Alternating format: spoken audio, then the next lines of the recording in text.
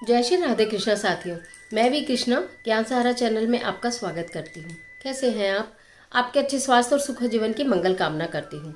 आपके और अपने इष्ट देवों को कोटि कोटि नमन करते हुए, बड़ों को प्रणाम करते हुए वीडियो प्रारंभ करते हैं। साथियों, आज हम बात करेंगे मकर संक्रांति 14 जनवरी को है या 15 जनवरी को। ये किस ऐसे शुभ नक्षत्र में है इस बार मकर संक्रांति कि इसमें दिया गया एक गुप्त दान करेगा महाकल्याण। संक्रांति के विषय में समस्त जानकारी लेकर मैं आपके बीच में। तो चलिए झटपट वीडियो प्रारंभ कर लेते हैं, लेकिन उससे पहले चैनल पर नए आए हैं तो चैनल को सब्सक्राइब जरूर कीजिएगा और बेल आइकन का बटन जरूर प्रेस कीजिएगा, जिससे आने वाली वीडियोस का नोटिफिकेशन आपको मिलता रहे। संक्रांति जो शुभ संयोग में है वो 14 जनवरी को व्रत और पूजन, स्नान और दान किया जाएगा। संक्रांति यानी सूर्य का उत्तरायण होना या कि मकर में राशि में प्रवेश करना, जिसके कारण इसे मकर संक्रांति भी कहा जाता है। अलग अलग स्थानों पर इसका अलग अलग नाम है। कहीं इसको खिचड़ी के नाम से भी जाना जाता है, क्योंकि इसमें खिचड़ी खाने का और खिचड़ी का दान करने का विशेष महत्व है। मान्यता ये भी है कि इस दिन भगवान सूर्य अपने पुत्र शनि के घर स्वयं मिलने के लिए गए थे। इस दिन सूर्य देव की पूजा आराधना करने का विशेष महत्व है और दान और स्नान का विशेष महत्व है। कहा जाता है कि जो इस दिन सूर्य देव भगवान को प्रथम पूजते हैं, यानी उनकी पूजा करते हैं, यानी कि उनको अर्घ देते हैं, उनकी समस्त मनोकामनाएं पूर्ण हो जाती हैं। आज ही के दिन से खर मास जो है वो समापन हो जाता है। खर मास का समापन हो जाता है, यानी कि शुभ कार्य प्रारंभ हो जाते हैं। जो इतने दिन से रुके हुए कार्य हैं वो कार्य आज से होने प्रारंभ हो जाते हैं। बहुत शुभ दिन है और सबसे अच्छी बात यह है कि आज साढ़े 5:30 बजे तक रोहिणी नक्षत्र में संक्रांति है, जो ऐसा नक्षत्र है कि जिसमें किए गए दान का कई गुना अधिक होकर फल मिलता है और हमें अनेकों परेशानियों से भी छुटकारा मिलता है। संक्रांति के दिन क्या करेंगे? प्रातःकाल आप नहाते धोते ही हैं। अगर आप पुण्य नदियों में स्नान करते हैं तो उसका बहुत महत्व है, क्योंकि माना जाता है कि आज ही के दिन माता गंगा भी धरती पर अवतरित हुई थी। इसलिए पवित्र नदियों में स्नान करने का बहुत महत्व है। यदि नहीं जा पाते हैं तो घर में ही गंगा जल डालें और उसके बाद जल डालें और उसके बाद आप स्नान करें तो अत्यंत पुण्यदायी रहता है। उसके अलावा आपको सर्वप्रथम सूर्य देव की पूजा मैंने बताई है कि अत्यंत सुखकारी है। अगर आपका नौकरी से संबंधित, आप विदेश जाना चाहते हैं या आपका उच्च शिक्षा ग्रहण करना चाहते हैं, वो नहीं हो रहा है, रिजल्ट नहीं आ रहा है, नौकरी में कोई समस्या है, तो सूर्य देव की पूजा आपको बताई जाती है। कई सारी वीडियो में आप लोगों को स्पेशल बनाकर भी बताया कि खाली सूर्य देव भगवान की पूजा आराधना किस तरह करनी चाहिए, लेकिन बात मैं यहाँ संक्रांति की कर रही हूँ। तो संक्रांति के दिन आप जब सूर्य देव को जल देंगे प्रातःकाल नहा धोकर, तो उसमें एक चुटकी तिल और एक लाल फूल डालकर आप जल दीजिएगा। सूर्य देव भगवान को किस प्रकार जल अर्पण करना है उसकी विधि भी आप पहले से ही जानते हैं। तो आपको एक चुटकी तिल और एक लाल पुष्प डालकर सर्वप्रथम सूर्य देव भगवान को जल अर्पित करना है नहाने के पश्चात। उसके बाद आपको जिस भी चीज, कहा तो ये भी जाता है कि अन्न का दान सबसे, क्योंकि खिचड़ी यानी दाल और चावल, खिचड़ी खाई भी जाती है और खिचड़ी दी भी जाती है। अन्न का दान सबसे बड़ा दान माना जाता है। गर्म वस्त्र का दान माना जाता है। गुड़ का दान माना जाता है। तिल का दान माना जाता है। तिल को सर्वश्रेष्ठ इसलिए भी माना जाता है, कहा जाता है कि तिल जो है भगवान श्री हरि विष्णु के से तिल की उत्पत्ति हुई है। इसलिए आज के दिन जो व्यक्ति तिल को ग्रहण करता है और तिल का दान करता है, उसे अत्यंत शुभ फलों की प्राप्ति होती है, अखंड सुखों की प्राप्ति होती है, जो तिल का भी दान करता है आज के दिन। तो आप गर्म वस्त्र दान कर सकते हैं तो बहुत अच्छी बात है। आप कोई जो मौसम के फल होते हैं उसका दान कर सकते हैं।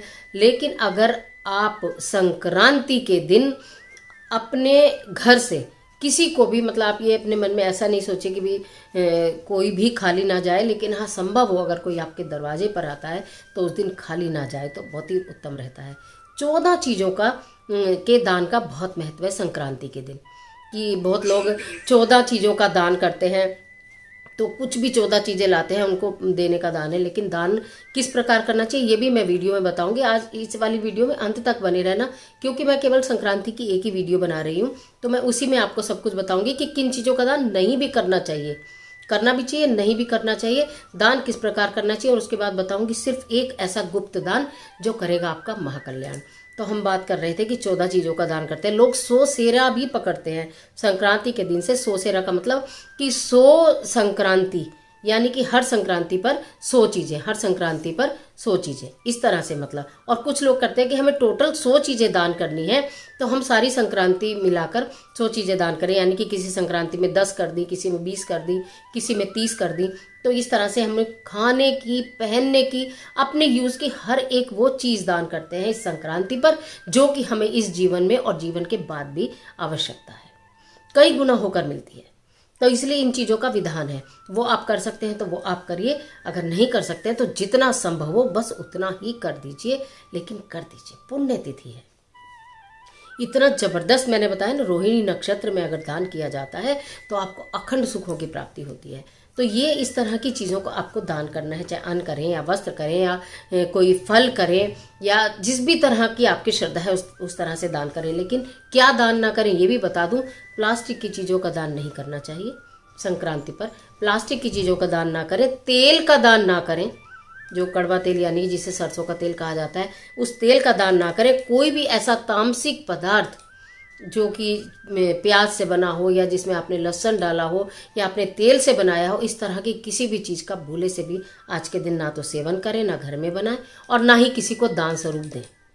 अगर आप बाजार से भी किसी को कुछ सामान खरीद के देते हैं तो इस बात को अच्छे से समझ लें कि इसके अंदर कोई ऐसी चीज़ तो नहीं पड़ी है कि कहीं अर्थ का अनर्थ ना हो जाए। इस चीज़ का आप लोगों को बिल्कुल एकदम ध्यान रखना है दान देने से पहले। अब दान देने का सही तरीका बताती हूँ। दान देने का सही तरीका यह कहते हैं कि अगर हम दान देते हैं तो एक हाथ से अगर हम दान देते हैं तो दूसरे को ये पता नहीं चलना चाहिए कि हमने कुछ चीज़ दान दी। कहने का मतलब ये नहीं है कि एक हाथ से दिया तो इसको नहीं पता चलेगा, हमें सबको पता है अंदर तक, लेकिन उस चीज़ का बखान नहीं करना है, किसी को बताना नहीं है, बाद में उसका गुणगान नहीं करना है कि हम तो संक्रांति पे ये दान करते हैं, हमने तो ये दान किया, हमने तो ये दान किया, हमने तो ये दान किया। वो सब व्यर्थ चला जाता है। थोड़ा ही करें लेकिन गुप्त करें, गुप्त रूप से। जब हम गुप्त रूप से किसी चीज़ का दान करते हैं ना, और हम उसकी किसी से चर्चा नहीं करते, ना पहले ना बाद में, तो वो हमारा दान कामयाब होता है। जिस व्यक्ति को आप दान दे रहे हैं उसे आदर सहित बिठाइए, मतलब जो व्यक्ति दान ले रहा है उसे अपने से छोटा मत समझिए। अगर आपका कोई दान नहीं लेगा तो समझ लो आप तो कभी दान कर ही नहीं पाओगे। तो लेने वाला जो है उसका सम्मान करिए, आप स्वयं उसके पास जाइए, आप स्वयं खड़े हुए इज्जत से उसे बिठाइए, और थोड़ी सी नज़र नीची करके फिर आप उसे दान दीजिए। उसे जताकर दान मत दीजिए, उसे छोटा बनाकर दान मत दीजिए। अगर इस तरह से दान देते हैं तो दान का फल नहीं मिलता। आप ये सोचकर दान दीजिए कि बस हे ईश्वर आप दे रहे हो, मैं कोई देने वाला नहीं हूँ, आप मुझसे करवा रहे हो, मैं कोई करने वाला नहीं हूँ। इस तरह से आपको दान देना चाहिए। हमेशा दान कामयाब होगा, सफल होगा, और आपको अनंत सुखों की प्राप्ति होगी। अब मैं बात कर दूं एक गुप्त दान की। क्या होता है ना कि हम बहुत सारी चीज़ें दान करने के लिए बताते हैं, आप करते भी हैं, करते ही चले आ रहे हैं, निरंतर बहुत वर्षों से करती चली आ रही हैं मेरी बहनें, मेरी बच्चियां, और जो नहीं जानते वो अब कर लेंगे किसी भी चीज़ का दान। लेकिन मैंने बताया ना कि गुड़ और तिल विशेष महत्व रखते हैं इस संक्रांति पर दान देने के लिए। तो आपको गुड़ और तिल के 14 लड्डू अगर आप घर में बना सकती हैं, गृहिणी हैं, बहुत अच्छी बात है। गुड़ ले आई, उसमें कोई समस्या नहीं। मैं आपकी जल्दी से आपको रेसिपी भी बता दूं। तिल लेकर आइए थोड़े, और उनको भून लीजिए सूखे ही, बिना किसी ऑयलिंग के, रोस्ट कर लीजिए। और उसके बाद थोड़ा सा गुड़ लाइए, उसे कद्दूकस में घिस लीजिए। ठीक है, जो बच्चे कहते हैं हमारे आसपास नहीं मिलेंगे या मुश्किल है, तो मैं उनके लिए बता रही हूँ, बहुत ईजी है। और मिला दीजिए, लड्डू बन जाता, कुछ भी नहीं करना। फिर आपको उसके अंदर, लड्डू के अंदर 1 रुपए का एक सिक्का रखना है। मेरी बात समझिए, 14 लड्डू बनाइए और हर लड्डू के अंदर 1 रुपए का एक सिक्का रख के और लड्डू बांध दीजिए। गुप्त दान, बिल्कुल भी नहीं पता किसी को इस लड्डू के अंदर क्या है। ठीक है मेरी बात। तो आप 14 गुड़ और तिल, और कुछ चीज़ उसके अंदर रखने की जरूरत नहीं है। आपकी श्रद्धा है, आपके भाव हैं, अगर आप ड्राई फ्रूट डालना चाहते हैं तो डाल सकते हैं, अदरवाइज खाली गुड़ और तिल के भी लड्डू आप दे सकते हैं। तो उसके अंदर 1-1 रुपया अंदर बंद कर दीजिए लड्डू के। और वो दान अगर आप चाहे मंदिर में दीजिए, चाहे किसी ब्राह्मण देवता को दीजिए, चाहे किसी ज़रूरतमंद को दीजिए। ये एक गुप्त दान आपके लिए इतना काम करेगा। आपके घर में धन आएगा, आपके घर में संपदा आएगी, आपके घर में स्वास्थ्य आएगा, आपके घर में सुख आएगा, आपके घर में समृद्धि आएगी। अचानक रुका हुआ धन आएगा, अचानक धन के मार्ग बनेंगे, और आपके घर में लक्ष्मी की अत्यंत कृपा बरसेगी। अब यहाँ पर एक छोटा सा क्वेश्चन ये आ सकता है कि हम लड्डू नहीं बना सकते, या लड्डू हमसे बनेंगे ही नहीं, तो हम दान कैसे करें? तो भी आपको गुड़ और तिल तो लेना ही लेना है। गुड़ और तिल तो आपको लेना ही है। 14 आप उसकी गुड़ की डली बनाइए, छोटी छोटी डली लीजिए, छोटे छोटे 14 गुड़ लीजिए, गुड़ के छोटे छोटे टुकड़े लीजिए यूँ कहूँ तो, और थोड़ा सा तिल लीजिए। उसको भी आपको 14 जगह ही थोड़ा थोड़ा करना पड़ेगा, चाहे आप उनकी एक पैकेट बनाइए फिर गुड़ और तिल का, और उसके अंदर 1 रुपया रख दीजिए। ऐसे रखिए कि दिखे ना जल्दी से, और वो 14 के 14 पैकेट आप दे दीजिए दान में। ये गुप्त दान आपका इतना महाकल्याण करेगा, जो मैंने बताया सारे कार्य आपके सिद्ध होंगे। इस मकर संक्रांति पे इस प्रकार करके देखिए। पूजा आप हर तरह से करते हैं, जैसे आप करते आए हैं वैसे भी कर लीजिए। नहाना धोना जो आप करते हैं वो करेंगे ही, जो आपको दान करना है वो आप दान कर भी दीजिए, लेकिन एक ये गुप्त दान अवश्य कीजिएगा। इस संक्रांति का बहुत महत्व है, शुभ संयोग में है, और 14 जनवरी को आपको ये कार्य करना है।